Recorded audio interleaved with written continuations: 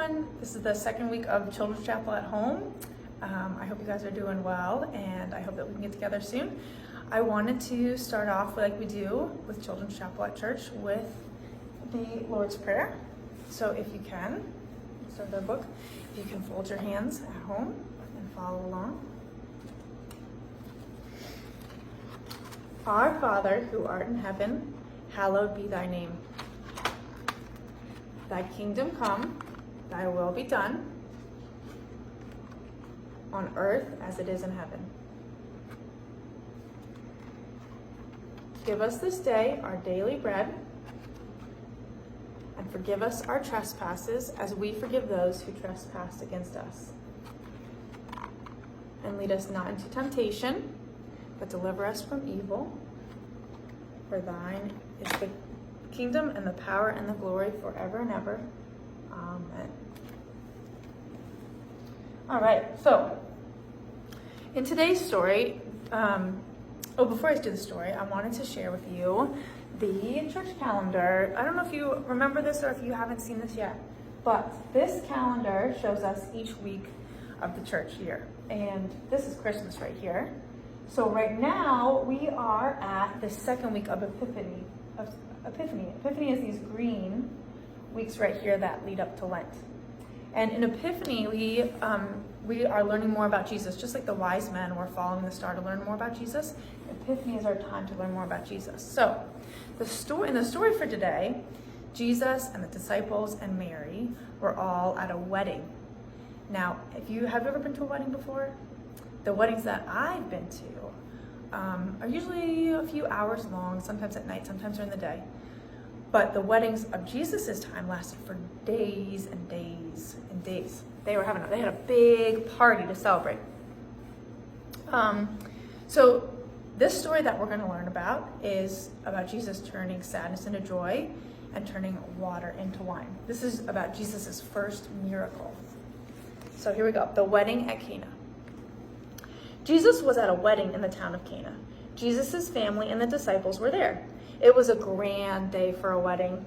The sun was shining and everyone was singing and dancing. It was quite a party with good food and good wine. Oh, I forgot to say that in Jesus' time also, that wine was what people drank because the water wasn't always clean. So when you hear wine in the story, when you hear about water in the story, think about dirty water that you probably could not drink. That's why they were drinking wine at this party. The guests said to one another, "This is probably the best party that we have ever been to." Then the wine ran out. Can you imagine going to a party and there's no more to drink? Even though the servers shook every wine jar, there was none left. Jesus' mother Mary heard the servers tell the person in charge of the party, "All the stone jars are empty and the wine is gone." "How can this be?" they asked. "The party isn't over yet." They were having such a good time. Mary slipped away to find Jesus. "Jesus," Mary said, "they have run out of wine. Can you do something?" "What can I do?" Jesus asked Mary. But Mary knew Jesus could do something. Mary told the servers, "Do whatever my son Jesus tells you to do. I think he can help you." Jesus looked around. Over by the wall, he saw 6 large stone jars. Here's their large stone jars sitting near the table. Here's my six jars for water. Jesus walked over to the servers and said, "Fill these jars with cold water." The servers hurried to the water pool. Here's my blue water pool over here. Slosh, slosh, slosh. Here's my jug. Slosh, slosh, slosh, slosh. They filled the jars with water. When the jars were filled up to the brim, the servers told Jesus, "We've done what you asked. The jars are filled to the brim with cold water." "Good," Jesus said. "Now put some into a cup and give it to the person in charge of the party." Well, here we go. Let's see. This is what they did. They took their jars and they poured it into the cup.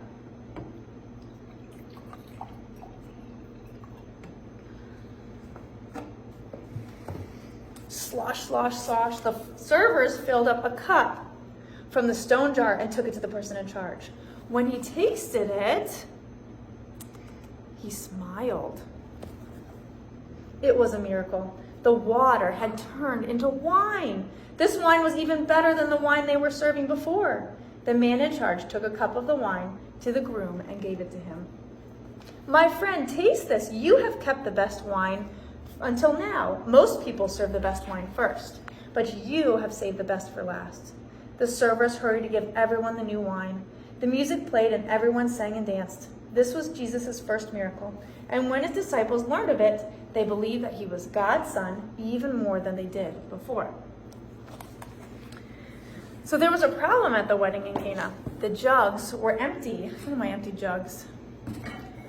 The empty jug led to Jesus' first miracle.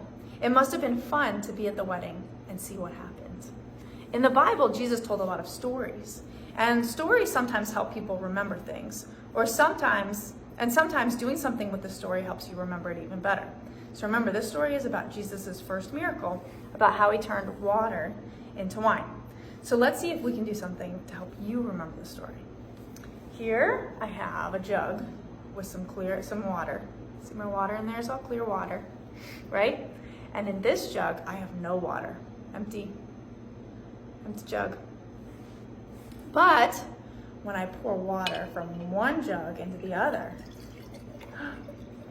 what happens? Wow, look at that. The water looks like wine, doesn't it?